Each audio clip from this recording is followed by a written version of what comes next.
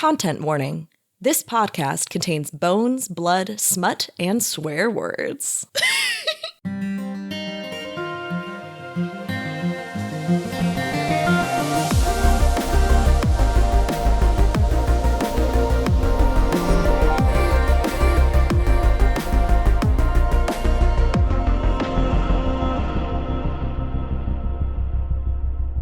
Act 1. Welcome, penitents. Hello and welcome to The Frontline Fifth, a Locked Tomb podcast where brand spanking new novitiates explore the Locked Tomb series for the first time, while a couple of dried-out bone witches cackle over how little they really know. We're currently reading Gideon the Ninth by Tamsin Muir, and this week we took a break from doing some Resurrection-era anthropology to almost die trying to beat a Lyctor challenge in chapters 19 and 20. I'm your host, Marie, and I'm still trying to recover my thalergy, and I'm really hoping that that's a renewable resource. But while I do, please let me introduce the necro who sucked it all out in the first place, Hannah! Hannah, put some clothes on! The entropy field ate them, okay? Not in front of the children, Hannah! While you throw on a robe, please tell us, if you left your bedroom perfectly preserved for up to 9,000 years, what weird artifacts would people find upon unlocking that door? Okay, so the genuine answer is earrings. Like a disturbing volume of earrings. Like a fourth house volume of earrings. But also, in particular, I think that it would really just seem fucking normal as shit to all the people, you know, all the necros who like opened it up in this era, because a very large portion of my earrings are just bones. It's just like muskrat jaws and python vertebra and shit like that. Just baculums for days. Where do you get baculum earrings? Because I kind of need them, I think. Let me send you right along to Etsy, which is where all the witches are. All witches live on Etsy. But additionally, if you ever get the chance to go to the Oddities and Curiosities Fair, you will come back with so much taxidermy and so many bones, I can't even tell you. It's sort of my happy place. I said not in front of the children! Speaking of which, also joining us today are Brooke and John, two beautiful and charismatic little bubbles of thalergy whose energy we regularly rely on. Brooke, John, what weird little mementos are people finding in your perfectly preserved bedrooms? I really identify with singleton socks as it's a problem. I don't understand. And I never get rid of them because there's a chance, right? There's a hope. They don't just disappear. They've got to pop up back again, right? Do they ever? It's low. Mine regularly do. I like regularly find the second sock, but by then I've lost like a different pair. Yeah. I think the volume never really changes, but you know which ones are singletons might. No, actually, I can't argue that anymore. And then there's one other thing, which is I have an enormous number of like hair accessory things, and I don't use any of them. Wait, could you describe some of these? Like, what are we talking about here? I have a ridiculous number of headbands. I have never seen you wear a headband. Yeah, not once. Just so we're clear, she led with she never uses these things, right? I have like these like the curly the things that you like wrap your hair around to try and do the overnight curls. Like I'm talking not just like hair accessories that you wear. I'm like talking about hair accessories that you like, I don't know, try and make your hair look nicer with. And I don't use any of them. I use like a single little like clampy thing. What do you call those? Nope, they're clampy clamps now. That's a clampy clamp. John, what hair products are you leaving behind? Very, very little hair products. I actually also had a sock-related thing. I have an entire drawer of fuzzy socks that I've just accumulated over the years, and also just having lived in Southern California for a couple of years before moving to undisclosed New England location, my feet get cold really easily, so I go through fuzzy socks really rapidly. And then the second thing I think that would confuse the hell out of people is because it's so dry, because we have to run the heat so much, we have a humidifier, and I feel like based on how confused Gideon was with like the shower or you know some of the other things, someone's gonna walk in and be like, what the hell is this egg-shaped thing that is shooting steam out of it? That is an anthropological curiosity, isn't it? Wait, Marie, what are you leaving behind in your bedroom? I mean, there's a reason that the two of us are the bone witches, because I would also be leaving behind a ridiculous earring collection because I make themed earrings based on what I am teaching that week. And I also keep a running list of shit that my husband says to me. And I do have a quote where I was showing him the upcoming week's earrings, and he said, "Are you archiving these somewhere? It's going to be on my tombstone. Here lies He had a crazy wife. Here's some of her crazy shit. So I think it's canon that is what I am leaving behind. That's literally sorry, that's amazing. Also, I would like to just like independently confirm that Marie's earrings are really fabulous, and periodically I make her give me some. So if you ever see me with tardigrade earrings, those are Marie's. She must have made tardigrade earrings for years. I also have a pair that are sitting in my like travel pack, so I take them everywhere I travel. Meme watch. I think that's what's up next. We have a really, really solid one this week. Yeah. The oh my God, Karen, you can't just ask someone if they're white or why they're white. Which is what Gideon, who is at this point about 90% dead, asks Harrow when she questions Dulcinea about being a Lyctor. Yeah, that's from the classic 2004 film Mean Girls, which also now has expanded, as I learned last night, into the Netflix Christmas cinematic universe. Because, really? Yes, the main actress, whose name is escaping me. Lindsay Lohan? No, not Lindsay Lohan. The other, whichever one's the actual Mean Girl. One of the Mean Girls. Rachel McAdams is Regina George. She's in a new Netflix Christmas movie. In the background, there's a Lindsay Lohan movie playing, and she says, "Oh wow, she's really looks different from high school," or something along those lines. So. Nice. That's genius. Meta. What I also learned, again, is that all these Christmas movies on Netflix are connected. Like, they make references to, like, other fake kingdoms that are in, like, the princess one that they do. I don't watch any of these Netflix Christmas movies, but... You're saying you don't watch any of these, but you know the full cinematic universe, John. I have a wife who likes Christmas, yes. Actually, we should make John a shirt that says, "I have a wife who likes Christmas." There's another thing... Sorry, go ahead. No, you go. There's another meme, obviously. What is your There's meme? another I'm meme? curious. That's what she said? That's what she said counts as a meme. I mean, maybe it's the proto meme. Is that a meme, or is it just always funny and it's a classic? Put it in the whole Did I griddle. miss it? That's what she said. There's another thing that is sort of, I caught it because it sounded weird, and I was like, I bet this is some sort of meme or some sort of like heavily online thing. And it's Harrow's explaining something, and Gideon says something like, if you're talking in Moonspeak is kind of a meme-ish. It's like sort of an anime reference of like, I mean, it was just like an online term of like anything that you don't understand. Well, we've got doors to open and entropy feels too cross, so let's just jump straight into it as we present episode 10. It's very easy to die. Act 2. Give Gideon my congratulations.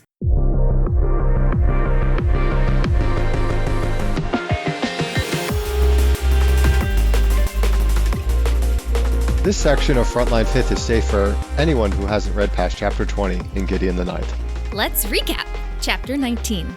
Second House Skull. Gideon and Harrow go through a locked door. Harrow discovers a cool necromancer thing. Gideon finds a note to herself. Chapter 20. Seventh House Skull. Dulcinea asks Harrow to team up. The most efficient death trap I've ever seen. And Gideon gives up her juice. Under no circumstances will I ever want your juice. And yet. Okay, so Gideon and Harrow sneak off through the halls of Canaan House looking for a door, and I love that they're being sneaky, and Gideon's like kind of in on it this time. She's like, I feel like there's nobody around and there's no point in us being sneaky, but also remember when those people got murdered like half a day ago? They've got the key, and they need to go find the door that the key is going to open. Luckily, they know that there's only like 6 or 7 doors that is going to be potential for this key. Luckily, Harrow is sufficiently anal enough to notice upon careful examination of the key that there is a symbol carved into the key, like on the butt end of the key. And Gideon's like, oh, I know that symbol. That's the symbol on my door. And so then they sneak down to the door with their ninth house paranoia. And Harrow gives Gideon the key and is like, you unlock it. Okay, so I love that because it feels like this moment of total honor and total, like, I respect you, you're part of the team. And I thought about it a little bit on this read. And I was like, it's also you go through first. It's dangerous. Is that what that is? It was felt like she was like committing to the rules more. I think it's like a total uncertainty of what if it is ghosts? Yeah. And what are the rules? Like, do we understand the rules? What if they're dead because they broke the rules? Yes. This is what I was wondering is like, Like, is she trying to imply that, like, Abigail and Magnus... Because when we did the key count last week, they didn't have... Did they have a key when teacher went around? No, but I assume they probably asked teacher for a key immediately after because they didn't even know it was there, right? I think they said that. They asked for the hatch key, but we don't know if they had another key. Like, if they did a challenge and they had another key. So they didn't break that rule. The key, get permission. She makes Gideon open the door, and they go in. I also love that it's dark in there, of course, and she asks Gideon to, like, you know, turn on a flashlight, and Gideon's like, what do you mean? And I'm like, oh, like, literally after, like, a couple of times hanging out with the sixth house, she's already like, why aren't you like Camilla? Why don't you have a flashlight just on you? This is a service I was unaware I was meant to provide. Cracked up. But also, she searches around for a lantern and she finds a light switch. And I don't know why that, like, is so interesting to me. It's like so oppositely anachronistic of, like, they expect things to be lanterns and swords and analog, and the fact that it is like the technology that we expect, what we consider to be advanced, is like what they consider to be like, oh, this is really old. Just like what we're about to get to with the guns. Yes. Well, so they go in. It turns out to be a lab study with a little bedroom loft, perfectly preserved in time. So there's a section with the lab benches. They've got classic necro shit like 3-ring binders and preserved blood bottles. God, creepy. There's the training area with 2 beautifully kept rapiers and a rack of guns, which Gideon only recognizes because she's seen pictures of them, but she's like, oh my god, these are ancient artifacts. What do you guys make of that? That's super interesting because guns are obviously much better than swords. That's why we no longer really use swords. But also maybe it's just like the Jedi thing. It's like, yes, a more civilized weapon from, you know, what is it? What's the line? It's a more civilized weapon from a previous era. Hold on. John, Google Star Wars. Civilized weapon from previous era, more civilized weapon. An elegant weapon from a more civilized age. There we go. Jesus. An elegant weapon from a more civilized age. Yeah, like that's like what swords are, right? They're more elegant, they're more civilized, but also guns are just better. So, but I think this is something interesting that's happening here, which is we're seeing a training room from like thousands of years ago. We're seeing the people who put together that like crazy winnowing structure. There are apparently a whole bunch of guns and then 2 rapiers. Like in my head, I would interpret this as like they tried to use guns, like because that's obviously like the weapon du jour of that contemporary period, and for whatever reason maybe they switched to the rapiers and found that that worked best for the purposes of dismantling these necromantic constructs. That's interesting. Yeah, my entire time reading this, I've just pictured this as this is the ideal place that a necromancer PI would lock their grad students in. Yeah, it was very like college feeling of like, here's the lab with all of like the melted spatulas and vials of blood and like chalkboard shit. Here's the place where like you do your exercise and then you get this like tiny little twin bed to sleep in.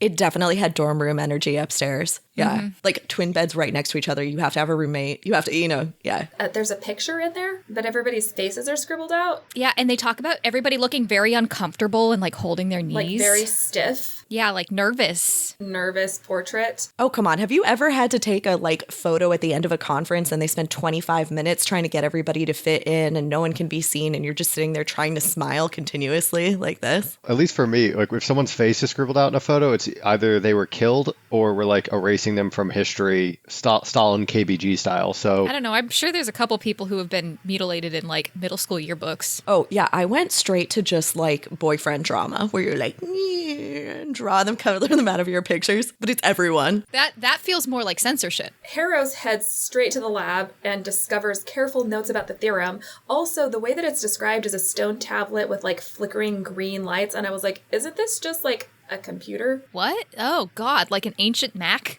Yeah. Ancient. I mean, like from 50 years ago. Right?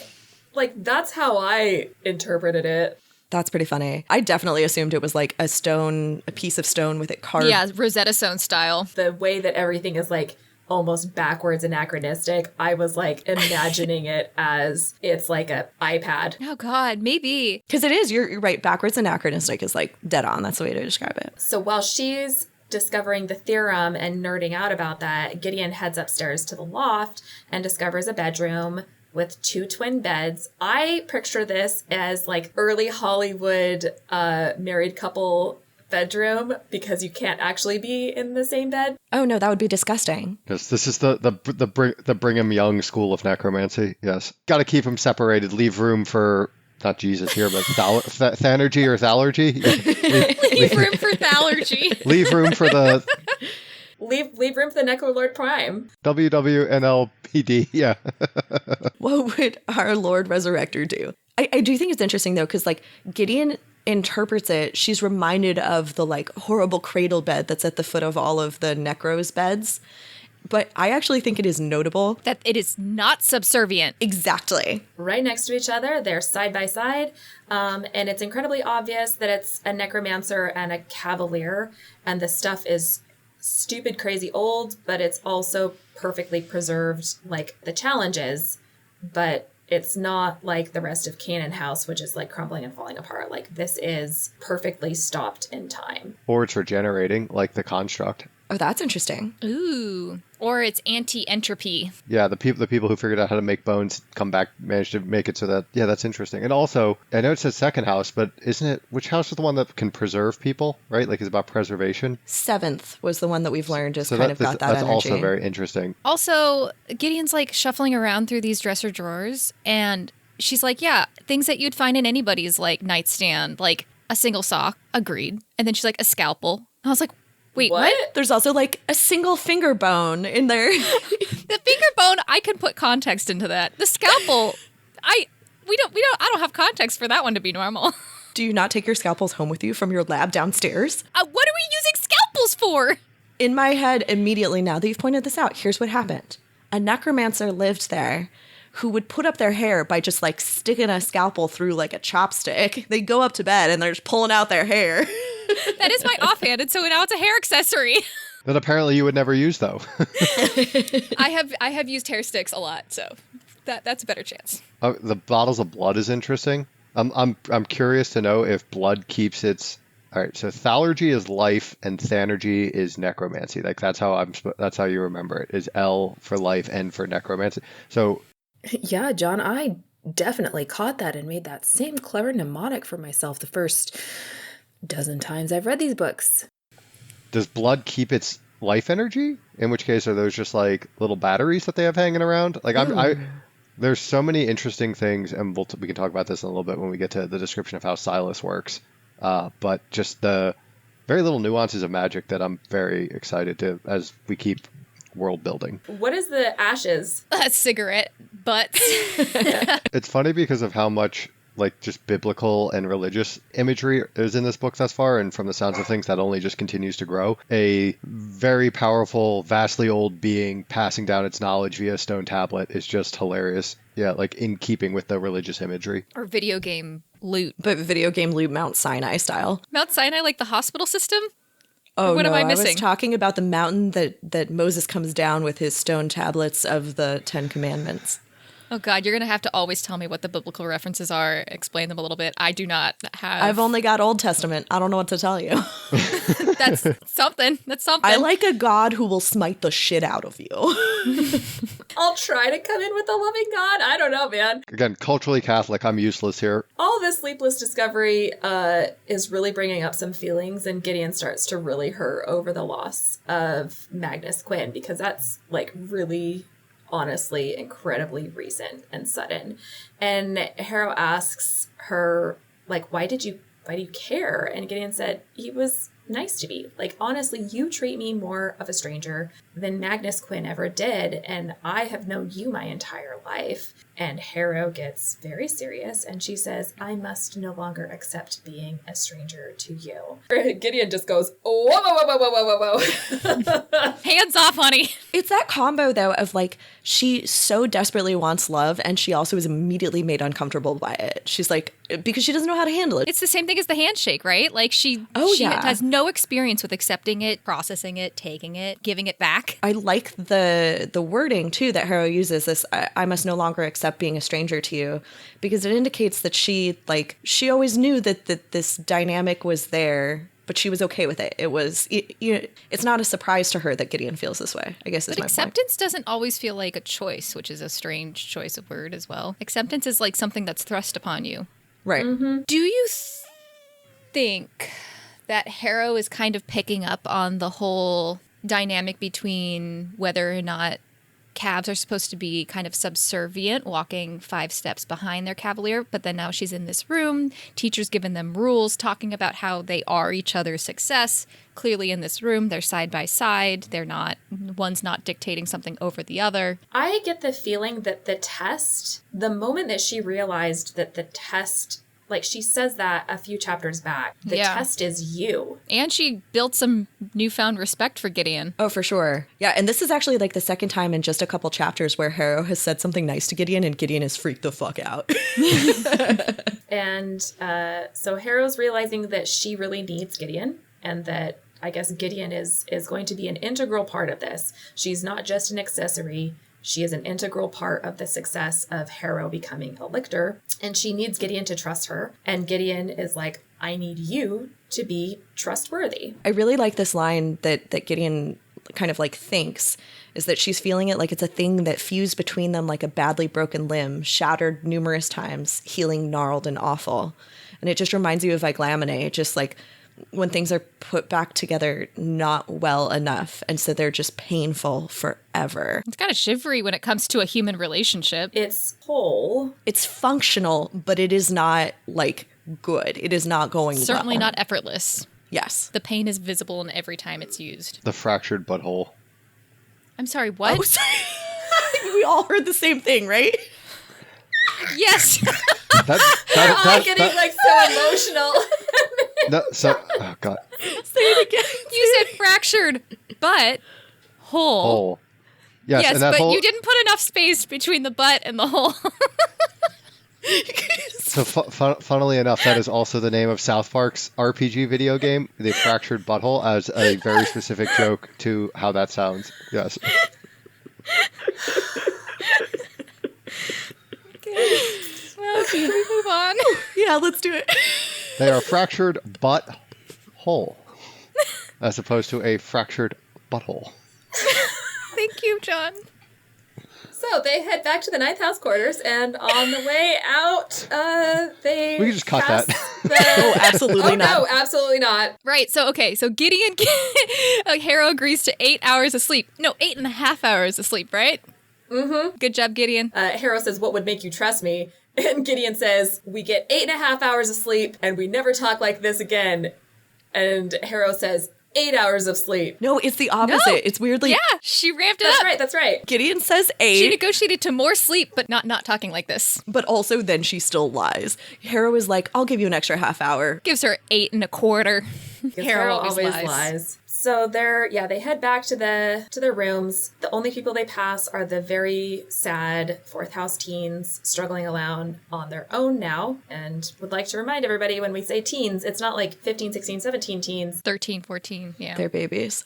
More children than teenagers. They are children. Yeah. And oh my God, they're broken. Jean Marie's described as like rapier out as they're walking through the halls. They are terrified. I mean, how would you not be? Jean-Marie comes off for the rest of the book, like she comes off as just like vibrating all the time. Like Super unhealthy. That sucks. Back in her nest of blankets, Gideon remembers the crumpled up note that she picked up on the floor of the bedroom area, and she unravels it, and it's kind of half, ripped or whatever. So I'll just try and piece it together. And it says, but we all know the sad and trying reality is that this will remain complete to the last. He can't fix my deficiencies here. Please give Gideon my congratulations, however.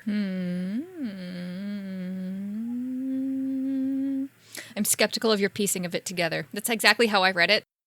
And yet, we have made you just as suspicious and jumpy as a fourth house teen. But yes, Gideon! There's Gideon! Okay. There's Gideon. Tell me what you thought and what you felt when you read this note, as Gideon just did. A clue! A clue to what, Brooke? Tell us more. Who Gideon is? We'll get to I will get more into this. I have new conspiracy theories. But you're going to make us wait. Fair enough. John, what about you? Yeah, so my first thought was maybe this is just, it's meant to look like the way that we read it, and then we actually are, it still would make sense, but there's just more words missing, right? Like that could have just been a fun way to do this. These guys are so adorably paranoid. It's like very cute. I'm loving it for both of you. Yes, but yeah, then obviously we know that there was a Gideon 10,000 years ago that was important enough to be in the first house and also involved in some of these things. It sounds like... Do you think Gideon is one of the people in this room? I guess trying to piece things together. Do you think this letter was to somebody in the room? Was it a letter that was written and never sent out to somebody else? My feeling is that Gideon is one of the occupants, but do you agree with that? I think so, which would make the original Gideon a part of the second house, which is interesting because isn't Gideon in the Bible is a general and a military leader? And if they're from the if it's from the second house, that would make sense that potentially involved in the military. And also I think the most interesting thing is he can't fix my deficiencies here. Please give Gideon my congratulations, however. So the way that I read that is that Necrolord Prime, probably being the he, was able to fix Gideon, right? So he can't fix me, but please give Gideon my congratulations, meaning I think Gideon got fixed to whatever fixing means. So that's how I read it. Or it's completely wrong, and again, we're This is super interesting. Fun to watch. Getting tricked by the note, yeah. Look, John, I can only silence the dogs when you aren't talking over them, but also tell them good job. All combined 20 pounds of them, I'm sure, are doing an amazing job protecting you. The next morning, bright and 15 minutes too early, the pair head right back down into the facility because they cracked one challenge, but they need to keep pushing ahead. And the facility they now know is full of challenges, which once they're defeated, you get the key. And if you have the key, then you can have access to a lab. And in the lab, you get the explanation of the trial in Ye Old Necros, oldie notebooks. And obviously, because everybody's being super competitive, you want to get through the challenges and get the keys first, because it doesn't seem like there's going to be multiple keys. It seems like you get the key once, and whoever holds that key holds the key. Yeah, that's what I was asking, right? If it was a video game where it regenerates, but... Oh my god, that would suck if you go into that lab with the construct that you have to defeat and then the box opens, there's nothing there. It would be devastating. But either way, even if there's an infinite number of keys, we already know that one of the things that Harrow says early on is that a head start is one of the only advantages you can claim by choice. Harrow's all about learning all the information first. So when they get to the bottom of the ladder and to Abigail and Magnus's tape outlines, they encounter Dulcinea and Protesilaus. And Dulcinea has a proposition. If Harrow is going to help her with a Lyctor trial, she'll give Harrow first access to the key. And it turns out that Dulcinea Septimus has already completed one challenge because Gideon notices a utilitarian gray key when she's aggressively staring down Dulcinea's shirt. I mean, it was right there looking at her. But Dulcinea needs help with this specific challenge. She says she can't do it herself. And to Gideon's great surprise, Harrow agrees, but mostly to stop Dulcinea from teaming up with Sextus instead of her. And so they head off to Laboratory 8, which is called Diversion Procedural Chamber. And it also has written underneath, avulsion. SAT word, everybody. Can we talk about how impressively Marie added that exclamation point in her, you heard Verbal. it. I heard the punctuation. Brooke, what's avulsion? It seems to mean something like tearing apart. Avulsion, removing something from something else. An avulsion fracture, because I've broken my finger that way, is when the tendon gets, the chunk of bone the tendon is attached to gets ripped off. Because avulsion is something that's getting torn apart, but it's getting torn apart because something else is pulling on it. Right. Pull or tear away from the root. Yeah, okay, ready for the origins of the word? I love etymology, so sorry, big nerd thing. They say it's coming from a verb, avaler, meaning from, and valer, to pluck. Pluck. Anyway. There's a second one. So there's a medical one of pulling or tearing away, and there's a second one of sudden separation of land from one property and attachment to another by flooding or a change of course in a river. That's super interesting considering we have a giant river that we have yet to see in this book. That Oh my God, the 8th or something, right? Yeah. Yeah. Also share this podcast with your cousins that are prepping for the SATs, your kids, your nephews. Are you kidding? This wasn't in the SAT, I swear. Share this book with your teenage kids that are prepping for the SATs. All right, this is so much better than whatever they're doing. Smart, John. Smart. John cares about the children. So the avulsion chamber is a long gray metal chamber with a box on a plinth at the far end and a yellow and black striped line about a meter from the stairs. I love that very utilitarian, like black and yellow line. I'm like, oh, I can visualize it immediately. Absolutely. OSHA was here. It becomes rapidly apparent that anything that passes the caution line is in serious trouble because Harrow sticks her hand through. I think Dulcinea tells her to. Oh, yep, there it is. There it is, and it decays and shrivels. She tries warding her hand. She tries putting bone gauntlets over it. She gets Gideon to throw a piece of bone as hard as she can to see how far it'll pass through the field, but it is the most efficient death trap that Harrow has ever seen. And Dulcinea explains it and says that it is a senescence spell and an entropy field woven together, which is supposed to be impossible. They have coterminous bounds, whatever the fuck that means. I also, sorry, I think we talked about this before. Like, I really don't like sci-fi books that try and do a bunch of pseudoscience and explain it too detailedly and Try are and wrong. make it make sense. Right. So I appreciate that, like, Tamsin Muir likes to throw in just like the occasional thing like this to show that there are those things that exist, but she doesn't give us enough to like be able to pick it apart. And part of that is because we're reading from Gideon's perspective, and Gideon could not care less. Like, Gideon is like, I like, sure, necromancy, don't give a shit. Moving on. Swords. Pal estimates that you could walk about 3 seconds before you died because the ninth were not Dulcinea's first choice for this challenge. Or maybe second. Or maybe third. Yeah, she keeps negging poor Harrow. Oh my God. It's amazing. Well, the 8th maybe could have done it. And Abigail Pent was a really good soul spirit magician. Yeah, I was just picturing Harrow like in her like, dark clothing and face paint, just like steaming, just like getting like angrier and angrier. Like if it was a the cartoon. red moving up the face. Yeah, exactly. Yeah, the red was just going more and more up the face until she explodes. Yeah. There's only one way to get through, and that is that the necromancer needs to siphon. Last time we were talking a lot about how the 8th's magic works, and Dulcinea says here that Silas sends his calf's soul elsewhere and exploits the power that rushes into the vacuum left behind. But the siphoning that is being asked in this challenge is slightly different. Gideon's soul stays in her body, and Harrow is going to drain her life juice. Her thallergy. And it turns out that this is more of how the second house does its magic. They drain thallergy, which is life energy, from their dying enemies to boost their own cavaliers. But in this case, Harrow's going to have to drain energy from Gideon to boost herself, to hope that Gideon doesn't die before she gets across and out of the field. Dude, props, John. You absolutely nailed what the second house does. Not my first necromancy war book.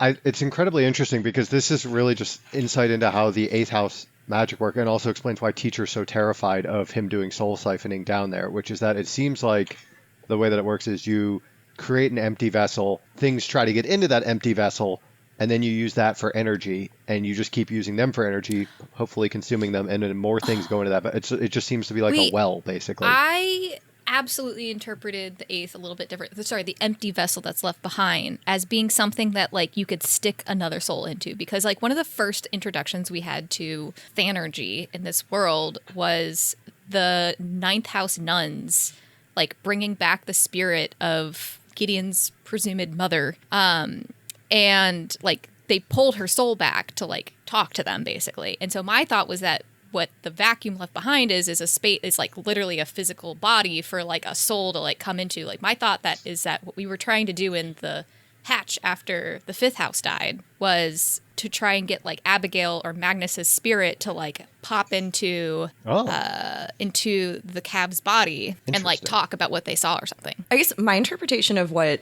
Dulcinea is saying here is like, a little closer to John's, but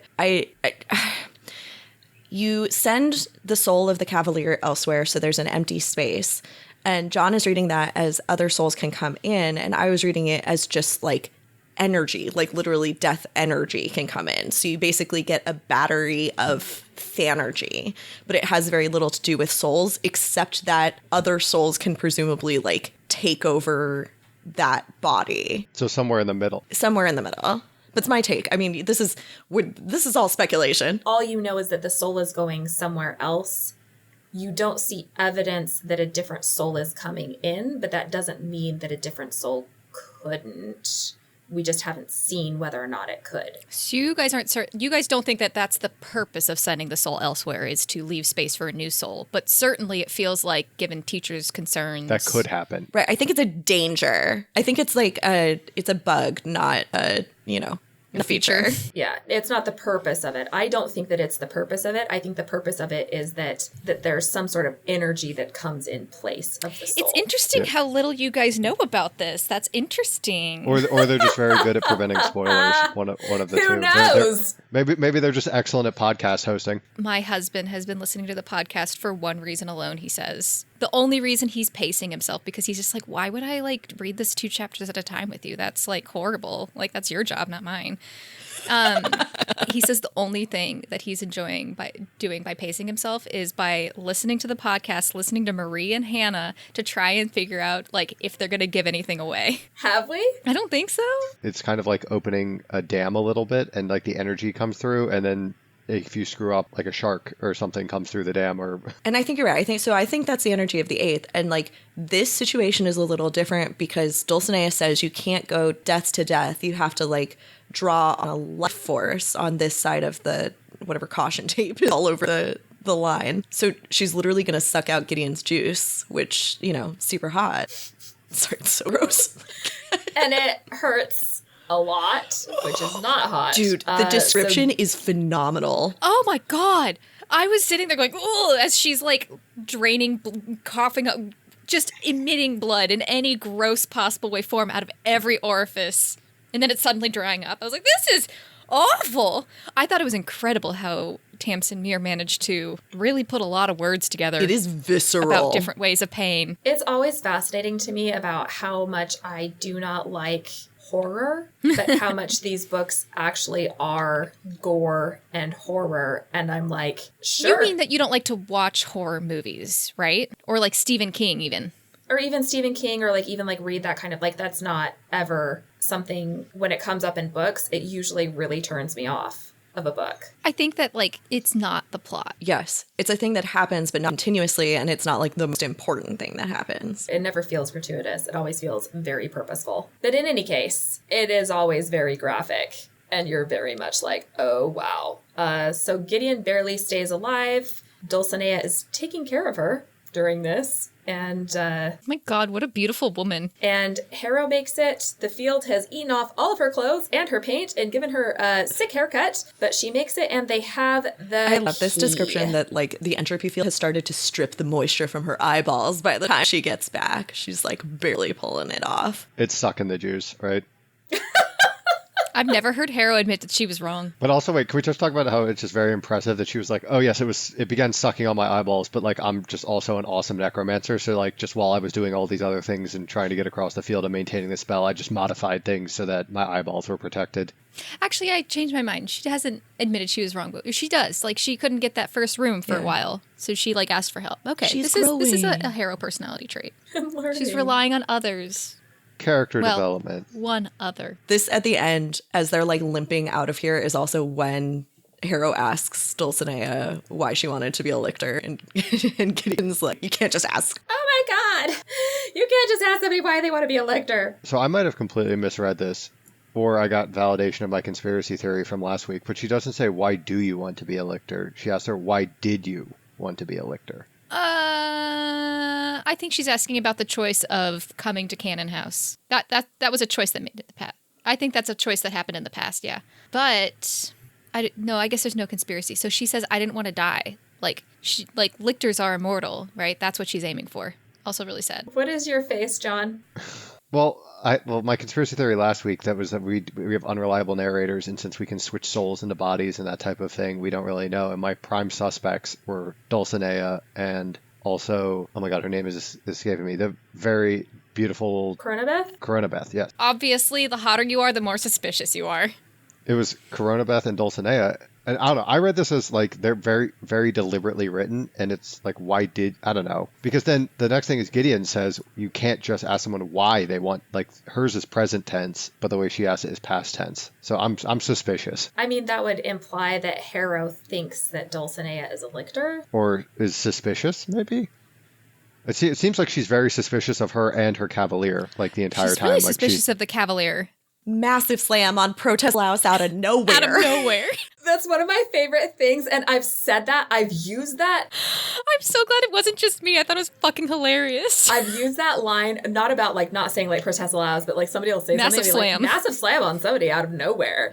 And everybody So will just, like, good. look at me because it definitely sounds like a quote, and it is a quote, and they're always like, what the fuck are you talking about? Because one of the things Gideon says is, I still don't get why you're all up in arms against what is a very basic man Hulk. I love that too, man Hulk. Gideon's like, oh, this is just like a regular dude, and it seems like Harrow's got something else in mind where it's just like, no, there is a lot more here than just big Hulk man. I don't want to dampen your suspicions. I feel strongly that you both should just go hard for all conspiracies. Infinite conspiracy space. In light of that, I think it is a very possible interpretation that Harrow just doesn't like Protesilaus for the same reason she doesn't like Gideon, which is she doesn't respect muscle might. Fair. She's not a big fan of any of the calves. I mean, who could be a fan of Naberius, but still. The meathead type is not her type. Gideon's not dead, so it looks like we have time to take a break before we go searching for our next secret door, which means it's time for a game! Woo! Interstitial. Put it in the hole, Griddle. Oh boy. That's what she said.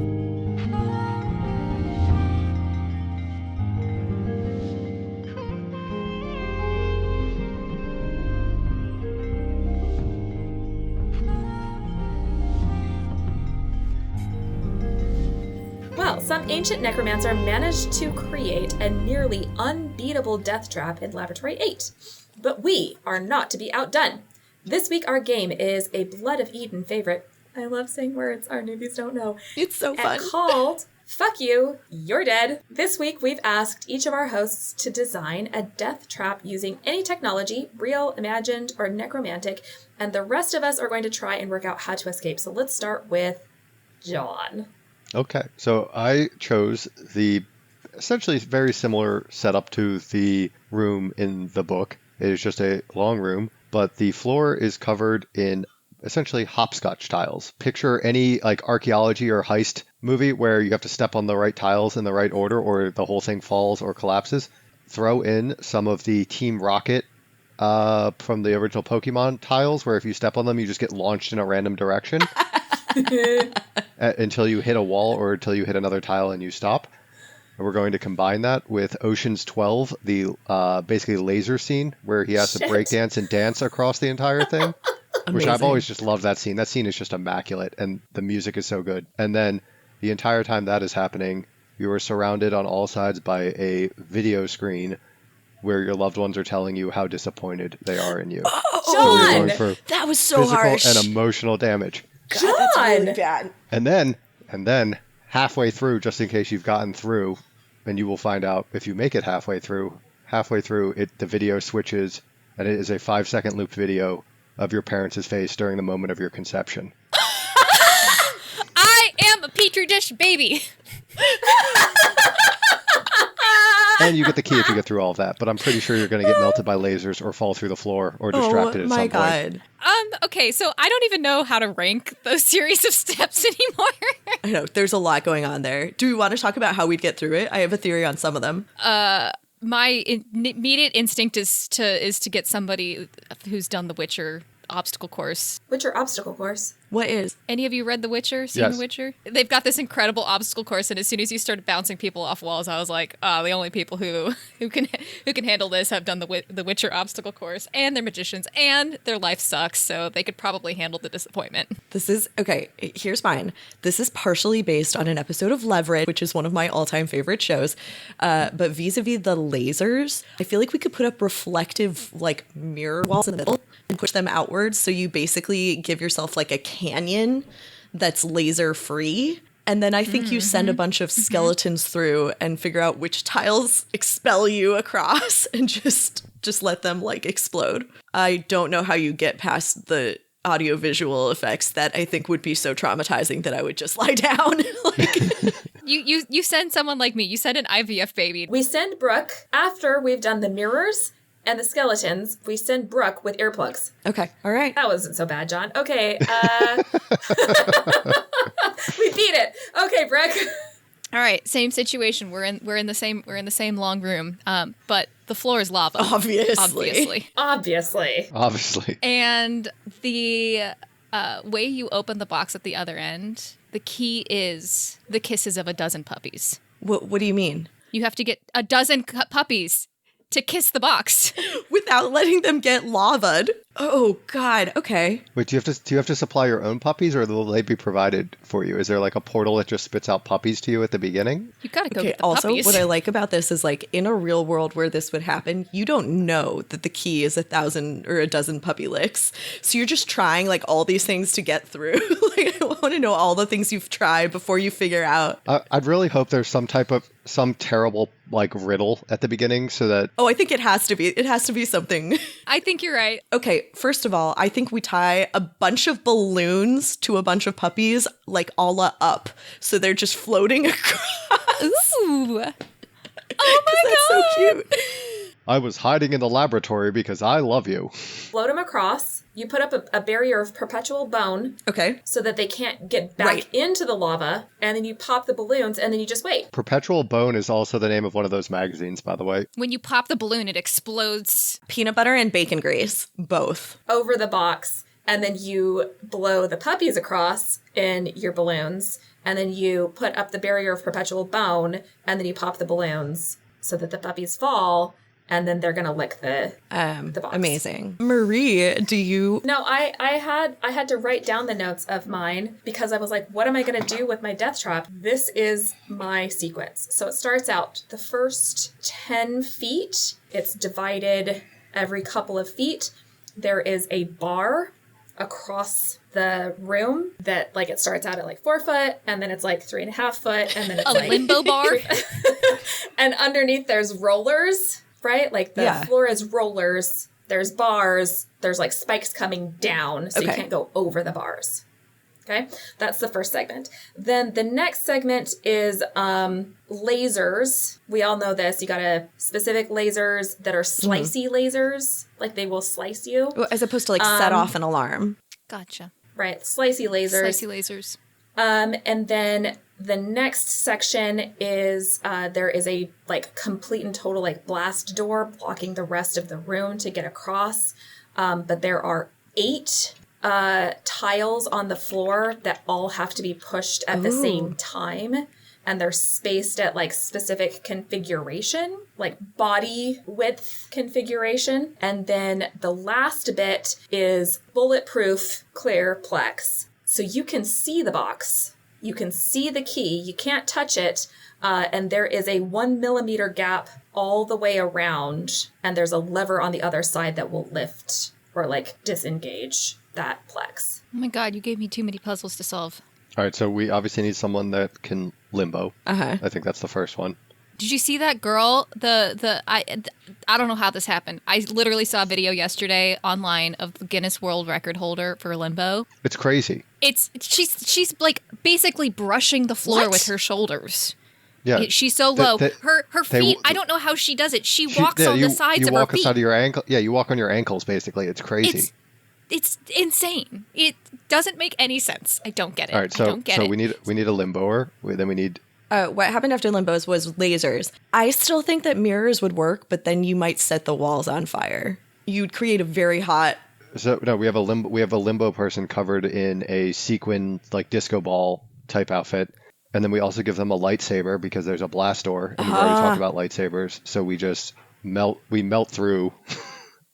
It did say any technology. But she's given us an opportunity to kind of We like can't use a lasso. civilized weapon from a previous era. I also, the 1mm thing definitely makes me think of Dulcinea says that Harrow could make a very weenie construct. Something that the ninth does not have any practice with, weenie constructs. Tiny bones where it's just like the little inner ear bones that you are like having inchworm along the side. And now that we say it out loud, is it supposed to be some sort of a euphemism? Weenie bones? It is now. Maybe. We talk about baculums a lot. Now that I'm thinking about this, I'm thinking of the conspiracy, not conspiracy theory, but like theory about how to defeat Thanos via Ant-Man. And now it's just like, oh, do you make, because it seems like you can just use a fraction of a bone to make a much bigger thing. So now Rodents have baculums. That seems like a This small is true. bone. You get a little vole and you just take a weenie bone. All right. Anyway, did we get through? I think we got through. That was the concept, is that you've got to limbo, and then you've got to dance through the lasers, and then you were supposed to twister.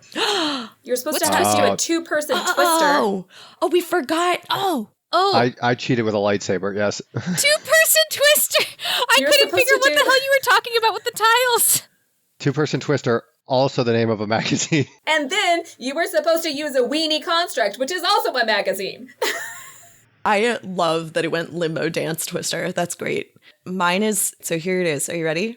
The second you cross the line, the floor underneath you becomes kind of like perpetual bone goo. So it just like sucks you down and so it's sort of quicksandy. It like grabs you.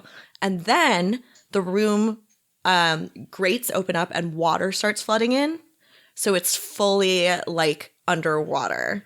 So you have this combination of being stuck and being drowned.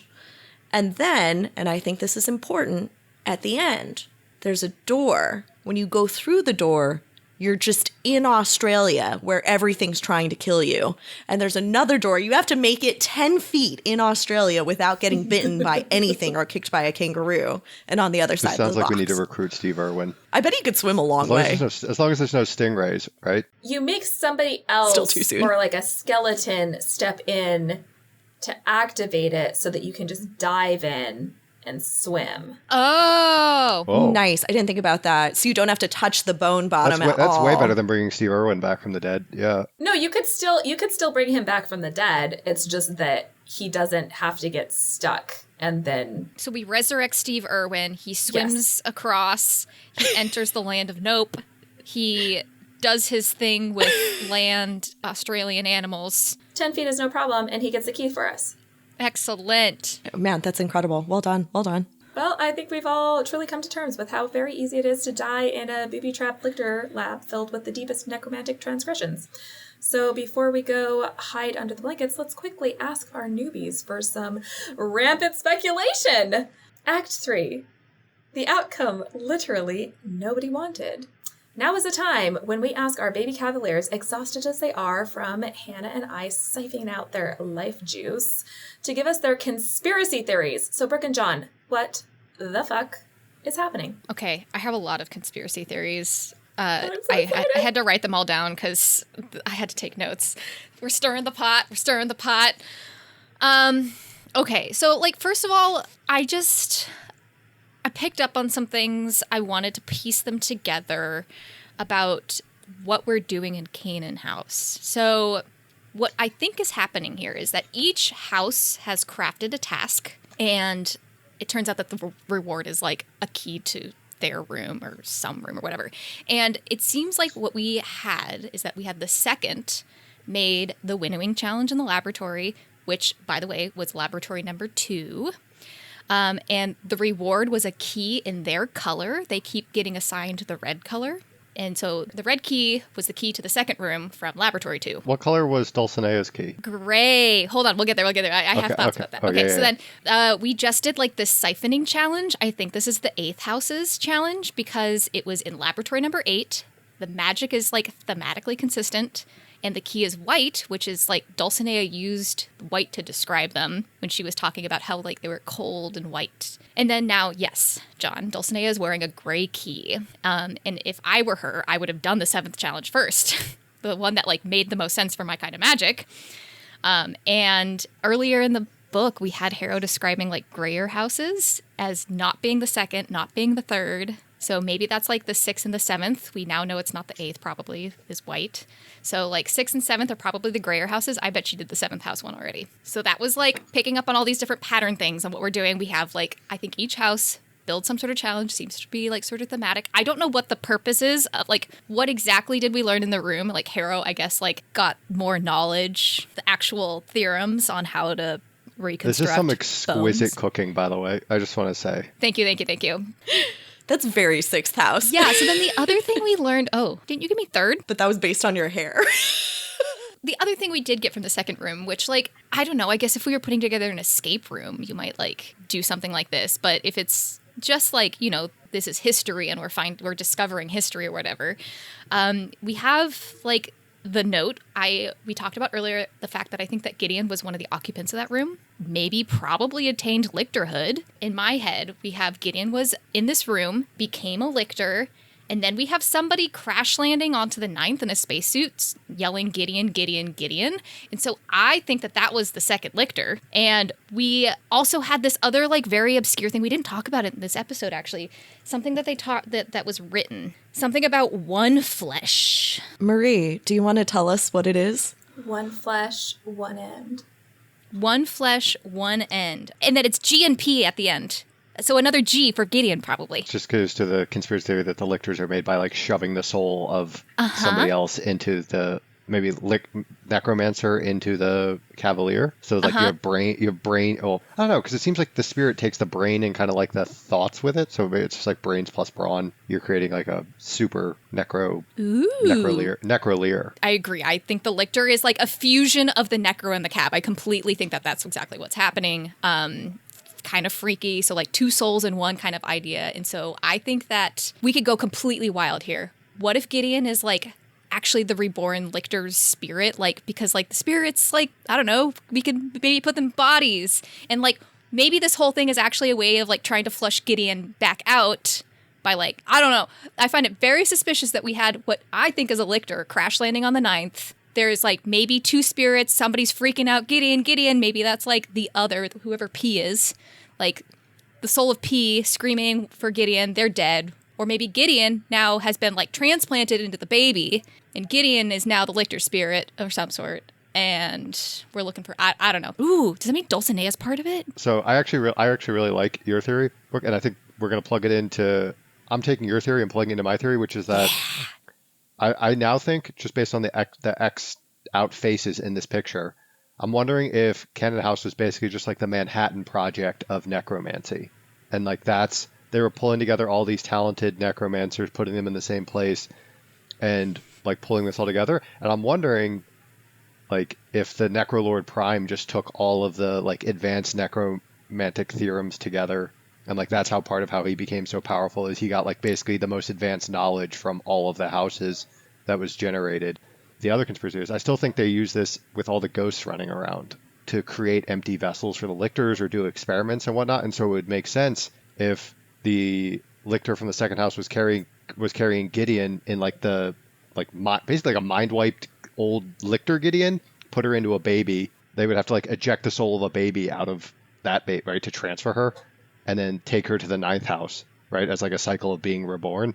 So maybe I'm trying to think of how to make this a coherent theory, because I was unprepared for how good Brooke's theory is, and now I want to take parts of it. And so gold star of the week to Brooke for her theory. Thank you. And picking up on a lot of the details. And now I just have to figure out. I'll be better next week. All right, we'll have a more cohesive theory. I guess we'll see if any of that happens next time when John and Brooke join us for more Cannon House shenanigans in Gideon the Ninth, chapters 21 and 22. And if you, dear listener, are, like me and John, reading along for the first time, make sure you find our reading calendar on our website, frontlinefifth.podbean.com, or follow us on Instagram or TikTok, which are both linked in the show notes.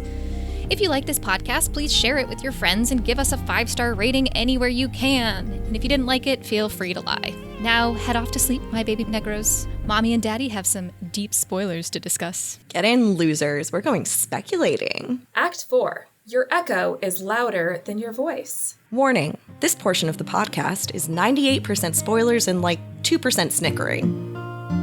Seriously, we will spoil anything and everything in the series up through Nona the Ninth. If that is not what you want, turn back now.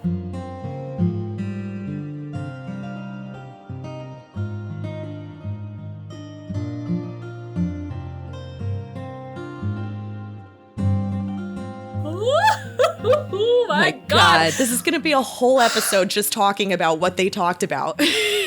How did Brooke, completely get it, but also backwards? And then also John took it and ran with it and completely confused them. It was great. It made me so happy. This is... Also, I kept looking at your face and I could see your very wide eyes, trying to be a poker face. And I was like, that is the most fake Hannah face I have ever seen in my entire life. But it's funny because I try to do that no matter what they do because I'm trying to normalize nonsense. Okay, so Brooke is totally right about the challenges. And she's done a really great job with the colors literally from the beginning. So that's great. Well, like she said, she was like, oh, this is Harry Potter house colors. And I was like, actually? You were like, you're dead completely dead on. The things that they think lictors are so interesting. I love that, John right now is on this kick of completely understanding what a lictor is, but backwards, where he thinks that it's going to be the necros spirit inside of the calf's body. And it absolutely makes complete sense in terms of, you would want the more healthy body, but also that isn't the way that necromancy works. You can't, we know now from Nona that you can't do necromancy, or it's, supposed to be both the spirit and the body. Yeah, you can't move a spirit around and keep it intact, really. A spirit sort of decays when it's not attached to its body. But even more so, it's when Palamides does necromancy in Cam's body, it's a bad thing. Yes, it's a bad thing for the body. So actually, we don't know if it's a bad thing for the spirit, but it literally decays the body. That's why they have their timer, because it's going to cause serious problems for Cam's body. That's literally why, it makes more sense to fuse the necromancer into the calf's body, but that is not how it goes at all. Oh yeah, and they're also, part of it is that they're thinking about the spirit as though it were the mind and the memories, and the spirit has some of that, but the way lictorhood ends up working is literally just the power source of the spirit, as opposed to, in theory, if you properly lictor, the memory should be fully erased. There should be no personality there. But not fully erased, because otherwise the soul wouldn't be there with be able to fight when you're in the river. I hear you. That hint is why you have that kind of surfacing of Pyrrha. It has to do with how, now that I'm thinking about it, this completely just came to me right now. I wonder if it has to do with how equal the relationships were to begin with. I actually really like that you can't retain this subservient person. They just fully get subsumed. But Pyrrha and Gideon are kind of equals. They were more equal, and so that's why Pyrrha didn't, Gideon actually wasn't willing. I will say, so in Harrow, they say specifically that Gideon and Pyrrha intentionally sort of did a thing akin to what Harrow did, modifying her brain. So, I think they did it on purpose to some extent. I will double check that, but I'm pretty sure that's true. Maybe, but also, Gideon never seemed to truly accept or understand that Pyrrha was still there. This is true. They definitely lived entirely. It's a bit like Cam and Pal in Nona, where they're experiencing things separate in time. They're both in the same body, but they can't overlap. It's hard to tell because you again, unreliable narrators, but the few times that Gideon is talking and it's not Pyrrha, which is hard to tell in Harrow, but the few times that it is Gideon, he is essentially saying, sometimes I lose time. And there doesn't seem to be any, acknowledgement that he understands that he is losing time because it is Pyrrha. But it's interesting because it doesn't go both ways. It seems like Pyrrha is kind of aware of the things Gideon does. And Pyrrha, also we should specify, we're talking about Gideon, the first saint of duty, right? We're not talking about our Gideon. But Giddy one. Giddy one, I love that. Pyrrha seems to be aware that they're both having an affair with Wake, whereas, as far as I can tell, only Gideon knows that Gideon is having an affair with Wake, but doesn't know that Pyrrha is having an affair with Wake in Gideon's body. It's implied that what happened is that Pyrrha started it, and he comes to Wake, and Wake is treating him like she would Pyrrha. And then Gideon's like, well, okay, this is fine. It's not like Pyrrha started it and then Gideon started it and then Wake finally figured out that it was two different people. It was like Pyrrha started it and then Gideon went along with it, and then Wake finally figured out that it was two different people. That's interesting. It's kind of unclear how much Gideon ever understood about what was actually going on with him and Pyrrha. I think we'll have to get into this like much more deeply in Harrow, but I do think it's a really interesting thing. And it's certainly, I mean, back to what our newbies came up with, like Brooke noticed that it was G and P, and she doesn't know who P is yet, but she fully noticed that it was Gideon and fully called that one of the people who lived in that study Is Gideon. Was a Gideon. Yeah. I love that they, don't assume that multiple people can have the same name. Right. So this like assumption that like the soul of old Gideon is now in the new Gideon, which was basically what John was saying at the end, which was adorable. Made me happy. Right. And then they keep saying she for Gideon. Yes. Because the Gideon that we know, like, right, which is so funny because it's like, it's the reversal that you have when you first read it and you're like, wait, Gideon is female? Right. Because you think of it as a male name. Interesting. Okay, whatever. Like, sure. And then you go along with it. And now to us in this book, Gideon is very obviously female. And so then now when we're thinking about who Gideon would be, like Gideon in the past, obviously Gideon in the past was also female. Yes. That is really, really funny, these assumptions. I'm remembering actually in our like first real episode, one of the things Brooke said was that like the book wants us to believe that when the woman says Gideon, Gideon, Gideon, that it's her baby's name. And Brooke is like very skeptical of that, which as she should be. But I love that, I can't remember now if it was John or Brooke, kind of intimated here that it's the person is saying their own name. That they're like, they land and they say they're just like, me. Or not necessarily, but rather that if it is a Lyctor and a Lyctor is two people, two souls in one body, that it is the other, that it is P saying Gideon, Gideon, Gideon. Fair enough. Anyway, the whole thing is fun. It's like, because they have so many of the pieces and there are pieces that they literally cannot yet know. They simply do not know enough to know the details, but they're getting there so closely. So I would also like to share with our like spoiler audience something that John did not touch really hard, and I'm kind of mad. I know. So John texted us last week because we took a week off recording. John texted us that he thinks Dulcinea is a Lyctor, and both of us. I feel bad. I feel like we gaslit him, but I didn't tell him he was wrong. I was like, oh, how cute is it that they're so paranoid? And so he like pulled back from it this week, but I cannot fucking believe that he knows that Dulcinea is a Lyctor. I'm so mad. What an incredible pull. Like I absolutely did not ever come up with this while I was reading. No, he immediately, like from the perspective of reading it and having her say, I didn't want to die, he clocked that. And I think it's so clear reading it back. And it's like, not just, it's like, that is like the smoking gun in that conversation. But it's like the way that she's talking to Gideon and saying, we take so much.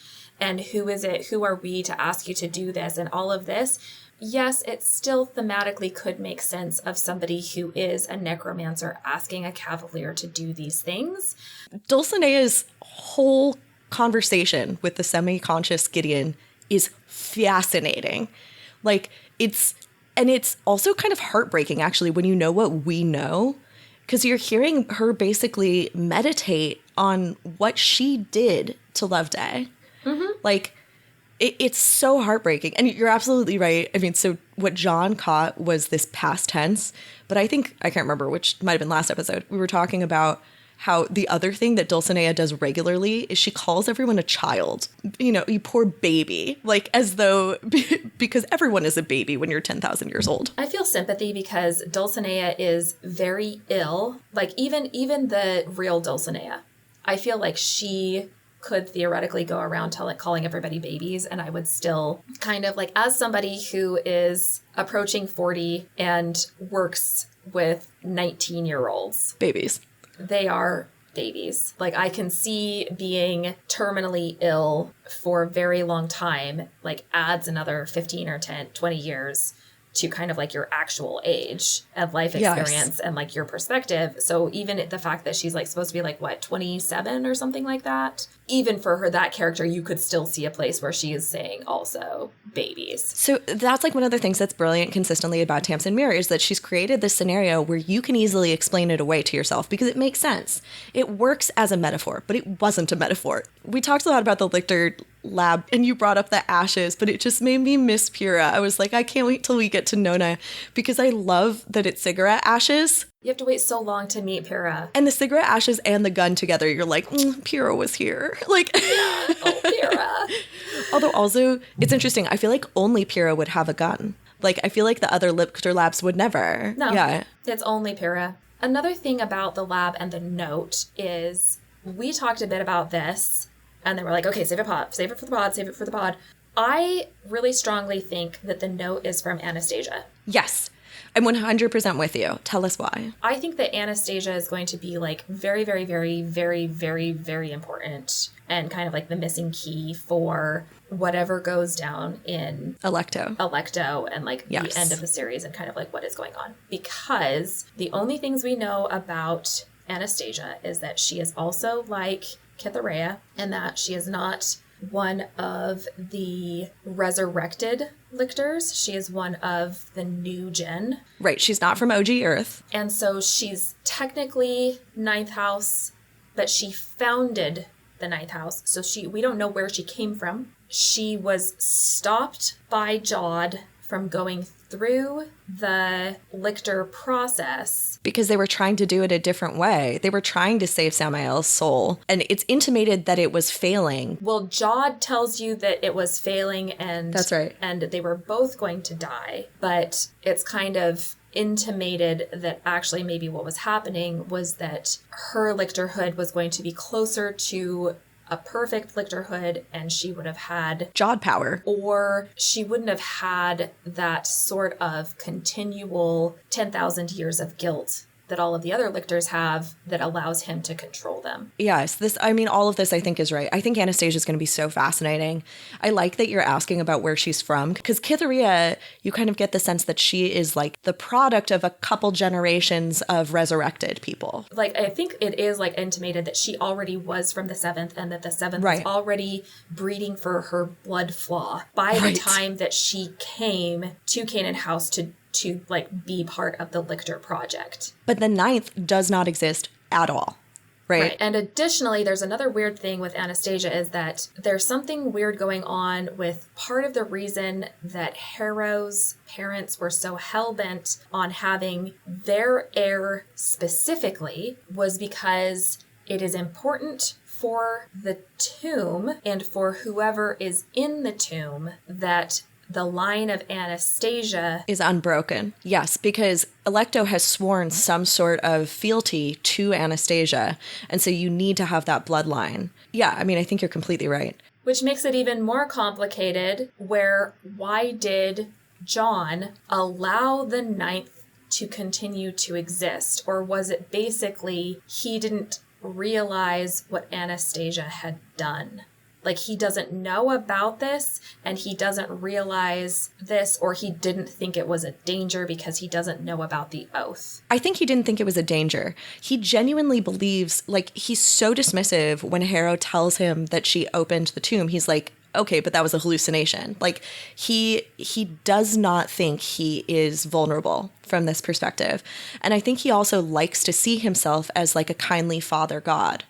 And so I think he like, you know, she was supposed to kill herself, but like, oh, bless her, she didn't. And she started her own little religion. And isn't that sweet? I think it's because it's not a vulnerability. And then he never thinks about it again. Yeah. I do think you're right. So it's interesting. So the reason I think it's Anastasia writing this little piece of paper is because it says he can't fix my deficiencies here. That kind of suggests that actually the deficiencies predate attempting to become a Lyctor and Jod stopping the process and killing Samael. It suggests that there's something special and weird about Anastasia anyway. And it is interesting that, like, if the Ninth House doesn't exist, why was she included at all in the first place? Can we pause a sec? I have to pee so bad. Off you go. Do you feel better? I have one more thing I want to talk about, which is dumb and not important, but I'm excited about it. Okay. Which is, so we got to explore a Lyctor study for the first time, which means we went through one of the doors, and it reminded me of your theory about like the iconography over the door. So I went back and read a bunch of like details. We were talking about the horned skulls representing Aries, representing, you know, Mars, war, and the second house, but they are on every door. It's the cows. So I don't think it is. What do you think it's the they are? cows? I think it's the cows. The cows would be great and makes perfect sense. And I went with like just the most ridiculous over the top thing, and I'm just gonna double down on it. Okay. Also, actually, sorry, separately, the little like dots over the top of the lintel, I love the idea of them being constellations, but there are 5 over the second house, and the constellation Aries only has 4. So I kept trying to find like a 5 constellation. Oh, there isn't? I thought The there was. only one that's 5 is Cassiopeia, which like feels like it ought to be 6th house. Anyway, so I'm in full like giant question mark mode, but also not an astronomer or an astrologer. So please, if you have fan theories, email us. The animals over the door, I like the idea of them being oryx. So oryx are these incredible antelopes. They have unbelievably long horns, these long curving horns that come to a wicked point, as is described. The reason I like this is because the Arabian oryx is one of the famous tales of our era resurrection. So the Arabian oryx was fully extinct in the wild for about 15 years and was actually bred in zoos and then repopulated. Oh, that's amazing. Don't you love that? I do. I really like that. Oryxes watch sunsets. Oryxes have best friends. I'm sure they do. That's all I got. Act 5. See you next time, my little nunlets. Well, looks like Gideon is still mostly alive post-siphoning, so we're going to meet up with her next week to dig through some cremains in chapters 21 and 22. If you want to follow along with us, our reading calendar is available on our website at frontlinefifth.podbean.com, and you can follow us on Instagram and TikTok, which are linked in the show notes. If you enjoyed this podcast, please tell your friends and give us a 5-star rating anywhere you can. We just pointed out that it's great for SAT prep. And of course, if you didn't enjoy the podcast, feel free to lie. Finally, if you have any fun theories you'd like to share with us, feel free to email us at frontlinefifth@gmail.com. With that, I'll just remind you not to unlock any tombs or enter any doors without permission because, ghosts. Bye! Frontline Fifth is a Locked Tomb podcast conceived by Marie Adamako and starring Marie Adamako, Hannah Grunwald, Brooke Anderson, and John Ryan. Our cover art was designed and created by Marie Adamako, who also edited this episode. Our fabulous music was composed and recorded by Blake Anderson. The Locked Tomb series is a completely dope-ass book series by Tamsin Muir, who does not know we exist and is in no way affiliated with this podcast.